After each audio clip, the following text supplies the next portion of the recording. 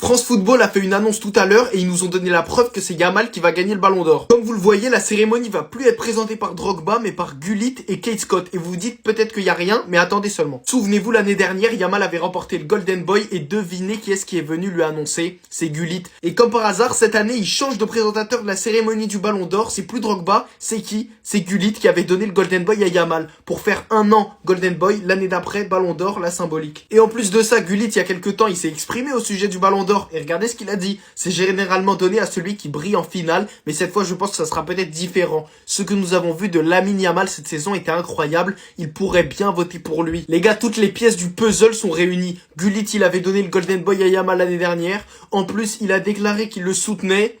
Et ils changent comme par hasard, ils enlèvent Drogba, ils mettent Gullit.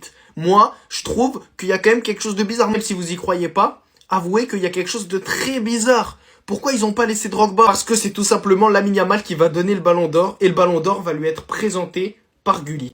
On m'avait pourtant juré que CR7 avait conquis tous les championnats. Derrière moi, il y a la liste des joueurs qui ont marqué le plus de buts en une seule saison. On commence avec la première ligue. La première, Erling Haaland, 36 buts.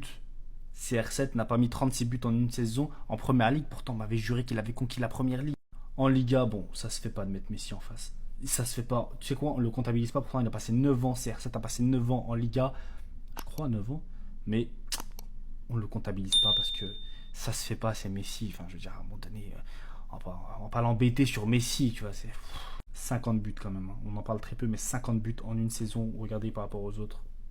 Bundesliga, il n'a pas joué. CR7 n'a pas joué en Bundesliga. On va pas l'attaquer là-dessus. 41 buts pour Lewandowski qui se rapproche de Messi, mais il est quand même à 9 unités. C'est quand même énorme sur une saison. Mais là,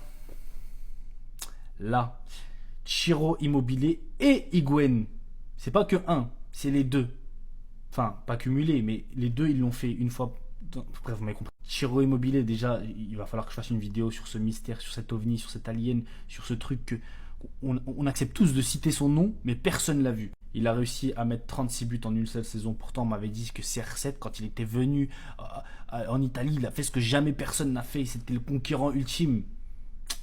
Bat Ciro Immobile déjà. Mais bon, un peu d'honnêteté ne fait pas de mal. Il est vrai que CR7, finalement, en première ligue, il avait fait 31 buts. Erling en a 36, c'est pas si loin. En Liga, il a mis 48 buts. Mais si on est à 50, c'est pas si loin. Il a mis 31 buts en Serie A. Ciro Immobile, en a mis 36, c'est pas si loin. Et après, bon, voilà, on s'en fout. Mais pas si loin ne veut pas dire y être. Parce que moi aussi, dans ma vie, j'ai fait des trucs où j'étais pas si loin. Mais j'y suis pas, je suis devant vous. Il y a plein de gens qui ont fait des trucs où ils étaient pas si loin. Et au final, on parle que d'eux.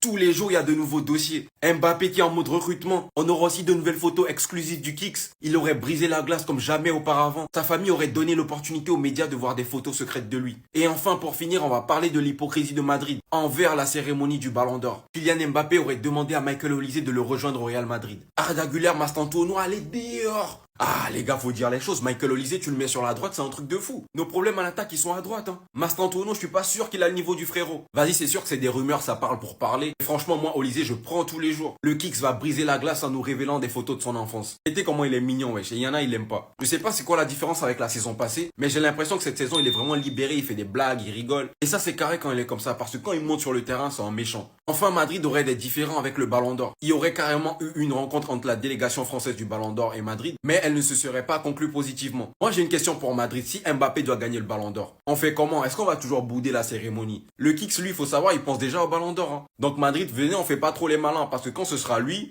Les gars, je vous l'avais dit, Christensen est en forme et il est pour moi actuellement l'un de nos meilleurs défenseurs au FC Barcelone. Le banger qu'il met aujourd'hui. En plus de ça, il a joué les 2 matchs avec le Danemark. C'était lui le titulaire lors du dernier match face au Rayo Vallecano. Et c'était lui le meilleur en défense. Pour moi, le message est clair. Il veut se battre pour une place de titulaire au FC Barcelone. Dites-vous que de base, il était sur le marché des transferts, mais qu'il a tout refusé. Son désir, c'était de rester au FC Barcelone. Ce qu'il faut savoir, c'est que son contrat se termine cette saison. S'il sort une grosse saison, les gars, ça se trouve que la direction va le prolonger, hein, reste à voir. Mais bref, pour moi, il a toutes les qualités pour être titulaire dans le Barça de Flick et pour combler l'absence d'Inigo Martinez. Expérience, intelligent, bonne relance, il maîtrise déjà le piège du hors-jeu. Enfin bref, pour moi, c'est lui le titulaire, peu importe qui sera à côté de lui, Araujo ou Koubarsi. Après, moi, je suis pas Flick, j'ai rien à dire. En plus, il nous a mis un banger avec le Danemark. C'est quoi ça? C'est un défenseur ou un milieu de terrain, les gars? Je comprends pas. Sachant que c'est pas du tout le premier qu'il met, il en a déjà mis plein avec le Barça. Rien qu'en pré-saison ou bien même la dernière saison 2023-2024 sous Xavi. Contre Gérone, si je me trompe pas d'ailleurs. Enfin bref, fin de trêve pour Christensen. Maintenant, on attend le match de la France, du Brésil et de l'Uruguay et de l'Angleterre. Enfin bref, sinon vous les gars, vous en pensez quoi? Ramenez-vous sur Snap Instant, on s'ennuie. Les gars, vous voyez cette action? Dites-vous, il y a des gens qui pensent qu'Ekitike il a gagné son duel et que Lucas Hernandez il vient de se faire envoyer. Alors que c'est Lucas Hernandez qui a gagné son duel. Il y en a, faut leur rafraîchir la mémoire. Le prime de l'équipe de France, opposition, jeu réduit. But pas avant le milieu de terrain, ballon pas au-dessus de la hanche, but en une touche. Tu te rendais compte du vrai niveau technique des mecs. Qu'est-ce que vous attendez pour remettre ces vidéos-là? Tu voyais des combinaisons, tu voyais comment ça allait trop vite, tu voyais l'ambiance qu'il y avait, tu voyais les buts en or, les dernières actions. Les gars, c'était trop bien, c'était le prime. Ekitike, il est jeune, il vient d'arriver, Lucas Hernandez, il a de l'expérience, il connaît ce jeu-là. Lucas Hernandez, il savait très bien que si Ekitike voulait marquer, il devait tirer tout de suite.